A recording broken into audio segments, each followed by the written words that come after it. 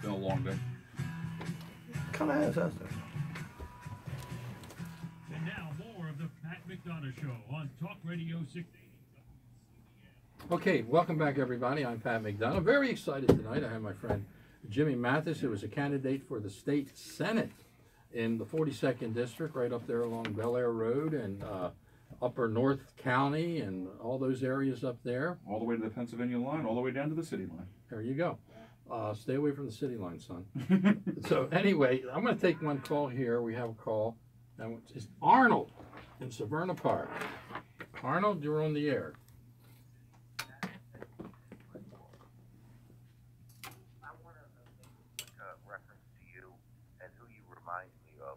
I'm not that old, but I am going into the golden age. And do you recall the name of a gentleman by the name of Fiorello LaGuardia of New York? I know him from my history.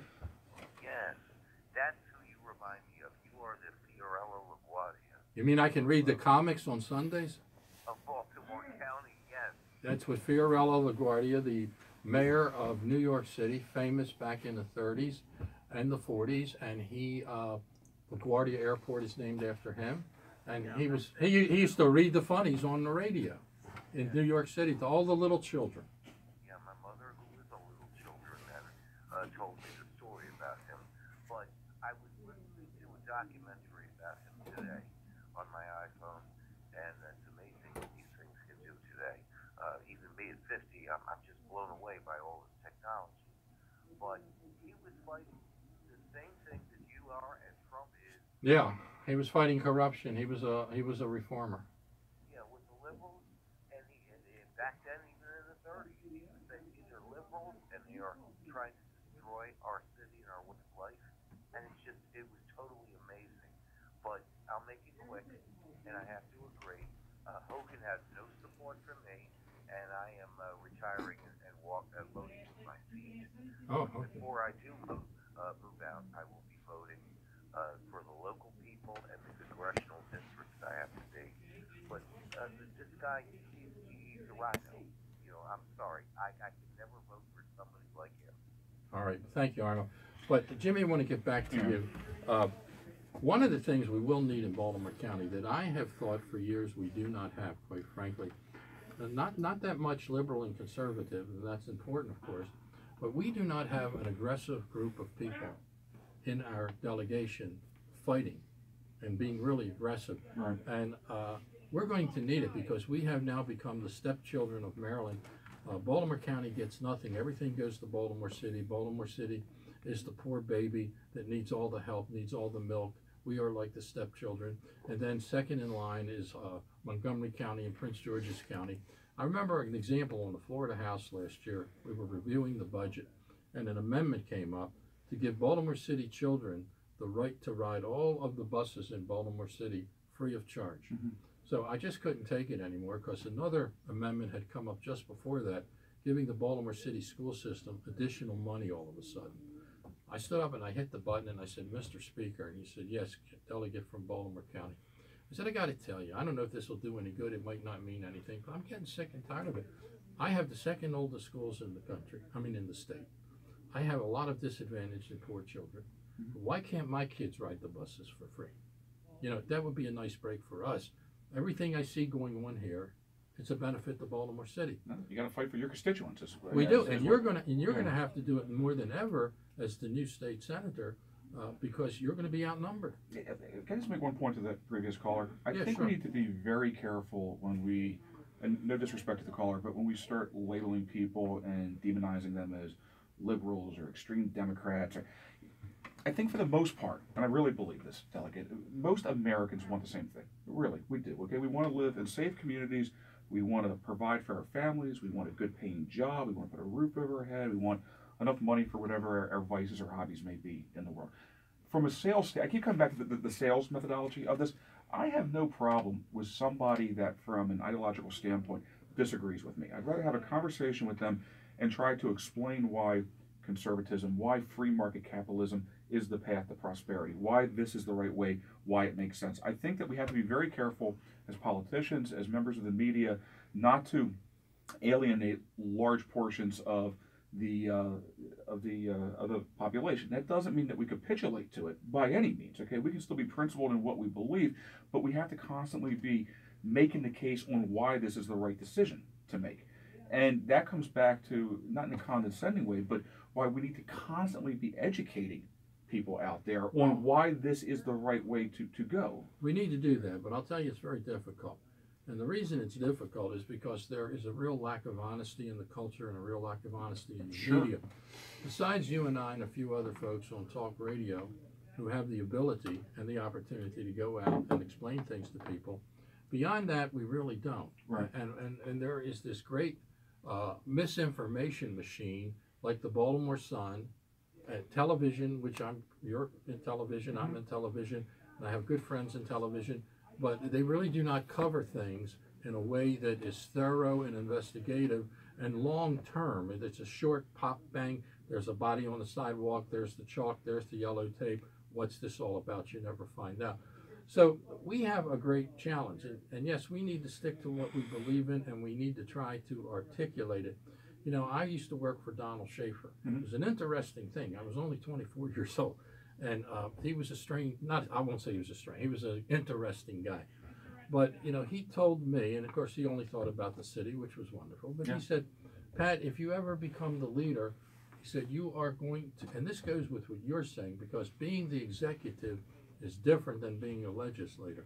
He said, whenever you're the leader, you are not going to be able to worry about Democrat or Republican, liberal or conservative. If you're the leader of a city, he's talking about the city, but it could be the county. He said, you are going to have to choose people who can get the job done, who are competent. Because if they are not competent and they don't get the job done, you're going to look bad. Right. And if you look bad, you will not be successful. So you're going to have to get people that get the job done. Now, it's got to be the job you want to do, okay? But I'm starting to develop, to be honest with you, Jimmy, I'm starting to develop somewhat of a little different vision. Not that I'm not still a conservative and a populist, because I am a populist also. But when I'm looking at my future, if I'm the county executive, I know that I've got tremendous challenges ahead of me. And if I do not accomplish these challenges, this county is going to be in very, very serious trouble. Right. And I have to accomplish them. I'm going to have to be tough. I'm going to have to really take on a lot of people that aren't going to like it.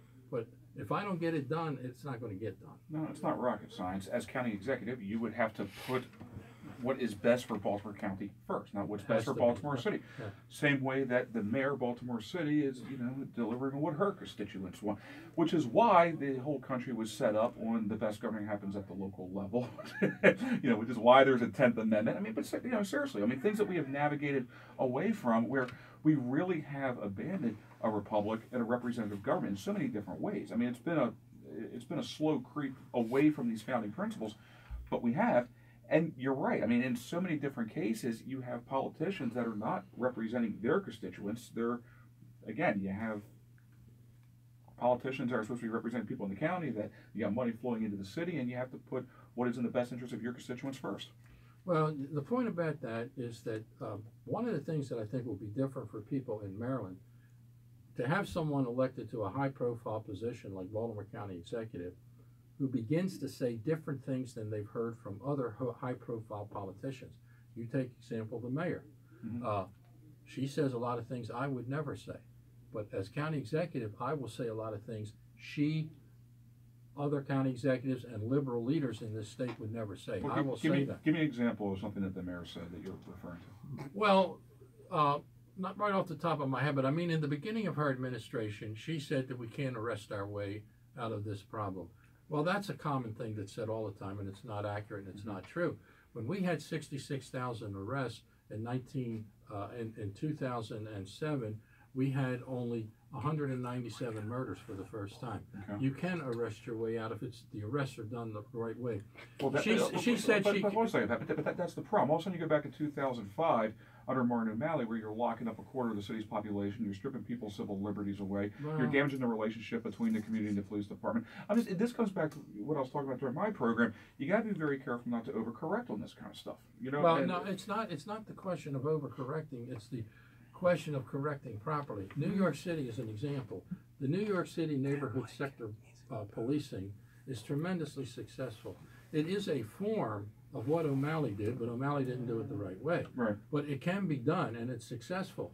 In fact, what is interesting, in all the years I've been preaching and talking about the idea that the mayors of Baltimore City, not only this one, and the politicians in Baltimore City, which are a disgrace as far as I'm concerned, should have been doing certain things in public safety, and the politicians in Annapolis who were removing sentencing, reducing sentencing, increasing parole, but not hiring parole agents, all of those things contributed to a broken system on public safety where people were dying.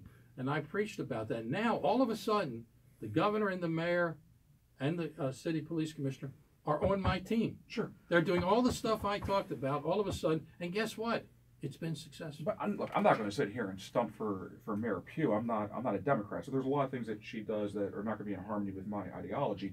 But overall, the direction that the police department was going under Kevin Davis, the commissioner was doing things that I have been calling for 7 years, getting officers out of the cruisers, rebuilding these damaged relationships. I thought Kevin Davis was a good commissioner. I thought the mayor, in a lot of ways, again, I'm not going to agree with everything that she's doing. I'm not a Democrat, but I thought she was looking downfield on a lot of things. I disagree with you. I got to tell you, and I'm going to get in trouble for trying to defend the mayor at some level. When Kathy Pugh was in the state senate, she voted for the Justice Reinvestment Act, which was a bad move. She voted for all of the reduction in sentence laws. She came to the mayor's office with that Annapolis attitude on public safety. The first thing she should have done was organize and put together the Criminal Justice Coordinating Council, which you cannot coordinate public safety and criminal justice in the city or the county unless you have strong people on that. It fell apart. It wasn't even in existence. She didn't know and she didn't care. She did nothing about it. She had 500 cops under staff in the city. She had 500 cops under staff because officers were retiring at a record rate because of the disaster But she did not make the plans and she did not make the adjustments to compensate for what was happening. These people get off the hook too easily. We dismiss things that are obvious and obnoxious and say, well, this didn't happen and that didn't happen and she didn't do this. No, these are things she should have done. I'm not dismissing anything. I'm not saying there's not enough blame to go around, but my question comes back to the judiciary, which very little attention seems to be paid to. Why there is a revolving door when it comes to the judiciary, and we're putting the trigger pullers back out on the street because you want to go ahead and police your way out of it, that's fine, and we can put the city under a state of emergency, but if it's going to be a revolving door within the judiciary, none of it matters. You have to know how to compartmentalize public safety and criminal justice. What you're saying obviously is true. You understand? They are dismissing too many cases. That can be done by truth in sentencing.